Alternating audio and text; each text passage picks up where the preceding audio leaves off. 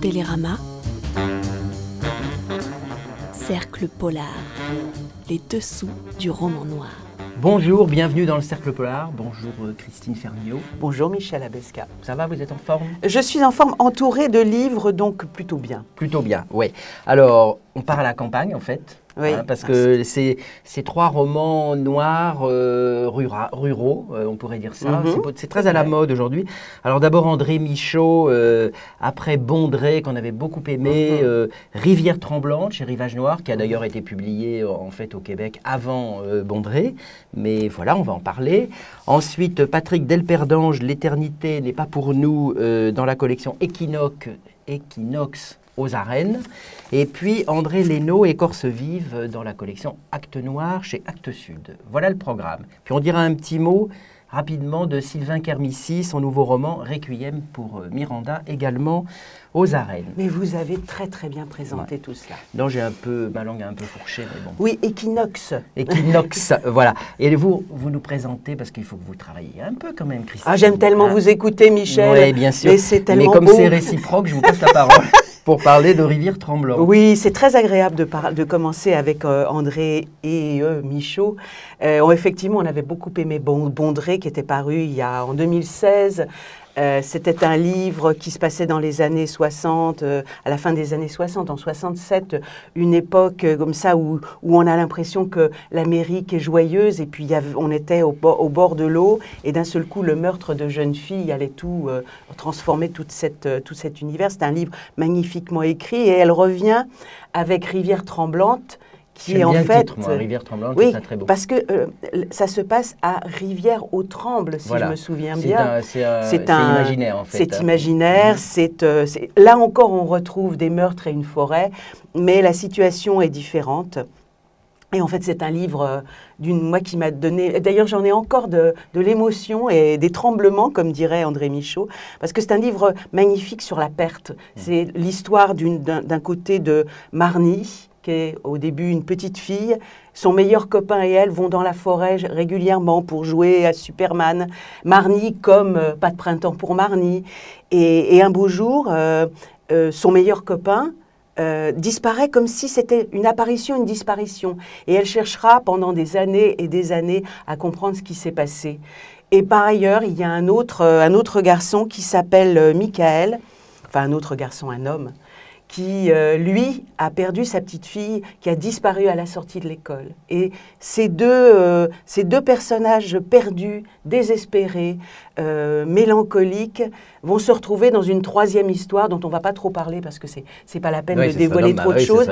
Mais ce n'est pas un livre... Enfin, ça commence comme un thriller parce qu'on se dit « Ah oui, des disparitions, oh, la petite fille qui a disparu brutalement. » Et on pense qu'on va retrouver tout cela. Mais ce qui intéresse André Michaud, c'est plutôt l'idée effectivement de la perte de l'enfance, la perte des repères.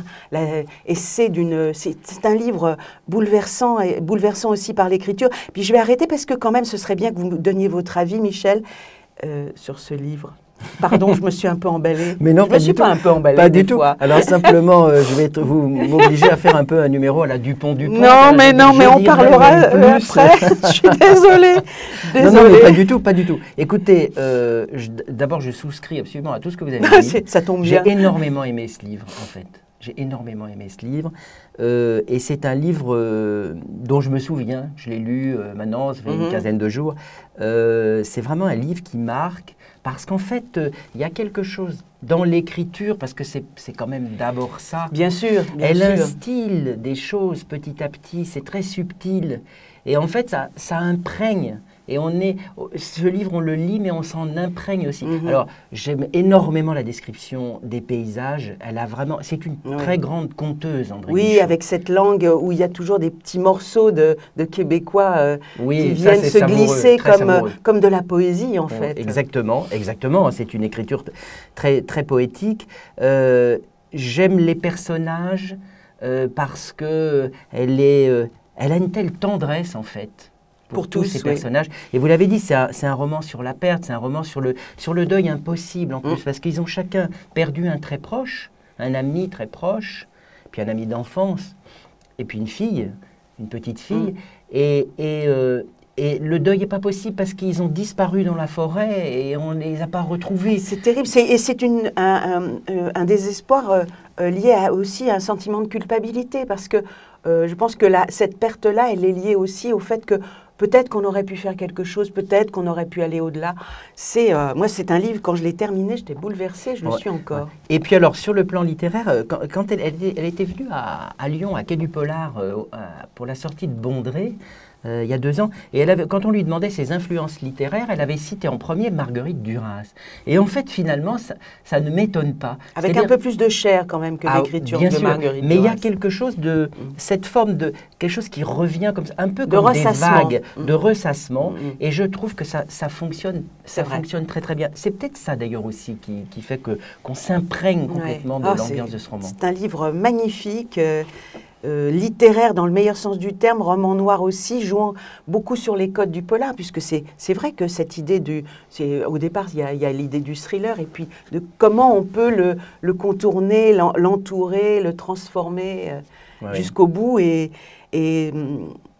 nous ne dirons pas la fin, mais jusqu'au bout, on a eu cette espèce de tension, cette émotion forte. Voilà. On ne dit pas la fin, ça va vous obliger à le lire. Et vous avez beaucoup de chance de ne pas l'avoir encore lu, parce que nous, on l'a déjà lu. Peut-être je le relirai d'ailleurs. Moi, ça fait partie des livres où on se dit, tiens, un jour, peut-être je le relirai. André Michaud, Rivière tremblante, qui vient donc de paraître chez Rivage Noir.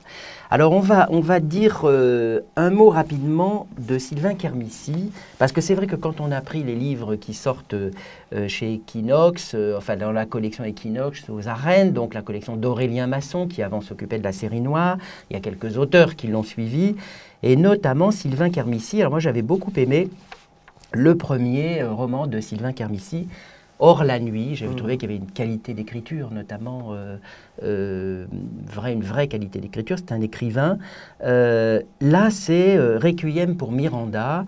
Et c'est en fait un huis clos terrifiant, puisque c'est une femme qui est aux mains de 2 brutes, 2 serial killers. Et donc, on a le point de vue de la femme, ensuite le point de vue des bourreaux.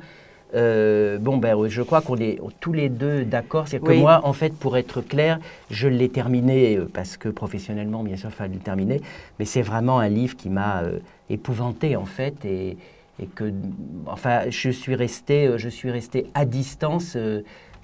En fait, je ne vois pas l'intérêt de raconter ça. Non, je pense que je suis d'accord avec vous. Requiem pour Miranda, je pense que Sylvain Kermissi s'emporte avec l'écriture. Il pense que l'écriture peut tout faire passer. Et malheureusement, dans ce livre-là, l'écriture ne suffit pas. Il y a quelque chose... Moi, j'ai terminé ce livre en étant comme une voyeuse, comme l'impression que je n'aurais pas dû le lire. Et je pense qu'il n'y a rien de pire que cela, de se dire que c'est un livre au-delà du déplaisant, c'est un livre au-delà du dérangeant. J'avais lu Raphaël Dernier Jour il y a quelques années, qui était un livre extrêmement dérangeant lui aussi. Mais il y avait quelque chose de plus important que le dérangement. Là, je pense que c'est... non, ce n'est pas un livre à recommander. Oui, c'est-à-dire qu'en fait, il y a un moment donné où on a le sentiment d'être dans une impasse. Parce que explorer le mal et le pire, c'est aussi la fonction du roman noir. Mais là, finalement, le propos s'arrête très vite à la description et on ne voit pas exactement quelle est l'intention et à quoi ça aboutit. Ce qui fait qu'on est très mal à l'aise. Alors, dans la même collection, alors on espère que Kermissi écrira, parce que Hors la nuit, c'était intéressant, donc j'espère qu'il aura une autre inspiration. Un autre livre, alors de la collection Equinox aux Arènes, Patrick Delperdange, L'éternité n'est pas pour nous. Alors ça c'est très différent. On est à nouveau bien à la campagne là. Oui, tout à fait. On a un côté quand même très rural aujourd'hui. Oui, absolument, puisque le troisième d'Alexandre Leynaud, vous allez voir, c'est aussi un polar rural. Alors, d'un mot, Delperdange, il est bruxellois, mais c'est pas grave, hein. Mais on accepte tout le monde. On accepte même les Belges. Les Québécois, les Belges. Il a énormément écrit, il est très prolixe, des nouvelles, des romans, du théâtre, de la jeunesse, de la BD. Il avait publié Chant des gorges en 2005 chez Sabine Vespizer.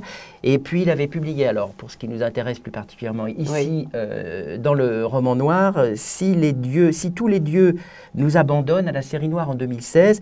Et là, ça rebondit en écho sur le titre, parce que si tous les dieux nous abandonnent, abandonne. Maintenant, c'est l'éternité n'est pas pour nous. Alors, je vous présente rapidement les personnages. Il y en a un certain nombre. Il y a Lila, d'abord, qui est une prostituée. Elle est dans son combi Volkswagen. Elle a mis des couvertures, des coussins, puis elle attend le client. Mais enfin bon, c'est pas... C'est vraiment... Ce qui est bien avec cette première scène, c'est qu'on est tout de suite... dans la description du personnage et dans une ambiance, et il réussit en une page déjà à nous plonger dans cet univers. C'est très réussi. Et à incarner tout de suite. Alors Lila, elle a une fille qui s'appelle Cassandre. Il y a aussi un autre personnage, un fils de notable assez odieux qui s'appelle Saint-André. Il y a deux vagabonds, Sam et son demi-frère Danny qui est un peu pimpin, un peu limité. Et il va y avoir une espèce, en fait, le roman se construit comme ça, une espèce de course-poursuite générale. Ça rebondit en permanence, mais ça tient surtout, à mon sens, par la série de portraits qui sont à la fois très tendres, il a beaucoup de tendresse pour ses personnages, et quand même tranchants, assez méchants. Oui, alors ce qui est curieux, c'est que, en fait, l'histoire, elle se tricote plus ou moins bien, mais on s'en fiche un petit peu parce que ce qui compte, c'est effectivement qu'à un moment ou à un autre, tous ces personnages se retrouvent dans les mêmes lieux et il a une façon de les décrire, de les raconter, de plonger à l'intérieur, à l'extérieur, qui est à la fois très sombre et très réjouissant. Ouais. C'est vrai, il a beaucoup de talent pour ça. Et là, l'histoire, elle est difficile à raconter parce qu'effectivement, il y a des moments où on se dit mais comment il va récupérer tout ça et finalement, on sent qu'il prend un immense plaisir à écrire, à décrire ses personnages et à écrire son histoire et qu'il transmet ce plaisir qui n'est pas toujours un plaisir joyeux d'ailleurs. C'est tragique, c'est épouvantable, mais il les aime là aussi et il les porte très très bien. Il a une belle écriture. Voilà. Et alors il arrive à changer d'écriture, changer de ton en fonction du personnage. C'est là où est le jeu. Oui, mais c'est brillant. Oui. Et notamment, alors, quand il y a les flics qui apparaissent au milieu du livre, à peu près, et là, les personnages sont extraordinaires, le ton... C'est-à-dire qu'en fait, il y a une gouaille, il y a une espèce de distance et en même temps de proximité avec les personnages qui est très intéressante. Et il y a quelque chose presque de l'ordre du grotesque. Oui. Et il joue très bien de ça, donc ça fait penser à plein de, je sais pas, la littérature du sud des États-Unis. Non, il s'amuse énormément et du coup il nous emporte, même dans les excès, même dans ces moments où on a l'impression qu'il ne retombera pas sur ses pieds, ça n'a aucune importance. Parce qu'on est porté avec lui. On tourne les pages quand même, on tourne les pages. En fait, c'est drôle et déchirant à la fois. Oui. C'est le portrait des marges, en fait, de la campagne perdue. C'est ça. Mais c'est vraiment réussi. Alors, le dernier livre, c'est Alexandre Leno. J'imagine, ça se prononce comme ça. Il n'y a pas d'accent sur le E. C'est que c'est un nouveau venu, effectivement. C'est un nouveau venu. Ça s'appelle Écorce vive et c'est publié dans la collection Actes Noirs d'Actes Sud. Alors, effectivement, c'est un premier roman. Alexandre Leno travaille pour le cinéma, pour la télévision, pour la radio, donc il est scénariste. Et là, c'est son premier roman, ça se passe dans le Cantal. Là aussi, on est dans un endroit déserté, il n'y a plus grand monde qui habite là. Ceux qui sont là, parce qu'ils ne peuvent pas faire autrement, ils ne sont pas partis ou parce qu'ils sont vieux. Oui, on retrouve un petit peu, dans un genre assez différent, les obsessions de Franck Bouys, d'auteurs comme ça, qui savent très très bien raconter la désertification, la solitude, le désespoir, et qui font cela avec une écriture qui est une écriture très... où l'adjectif est important et le charnel est important. Voilà, exactement. Et puis alors là, dans ce roman, et c'est ça bien sûr qui va nouer l'intrigue, il y a des nouveaux venus dans ce pays. Il y a des gens qui viennent se réfugier là, en fait. C'est des gens qui ont des blessures, des failles, qui ont fui quelque chose. Et il va y avoir des conflits avec les autochtones. Et alors, ce que je trouve, et vous allez me dire, vous êtes d'accord, peut-être le plus intéressant dans ce livre, c'est la manière dont il rend une espèce de violence sourde qui monte progressivement, où on se dit ça va finir en tragédie. Et c'est très habilement fait parce qu'il y a vraiment un crescendo qui est très réussi. Alors moi, c'est un livre un peu imparfait, parce qu'il y a effectivement des moments où on est totalement pris par cet univers, par cette ambiance, par l'écriture, et il y a une grande mélancolie, une profonde tristesse qui se dégage. Et puis par moments, comme dans un premier roman qui n'est pas tout à fait encore bien vissé, ça part un peu dans tous les sens. Mais moi, je garde après cette lecture plutôt ces beaux et grands moments d'écriture et d'émotion. Et bon, après, c'est aussi l'histoire d'un premier roman où on veut mettre beaucoup de choses et parfois pas tout à fait au bon endroit.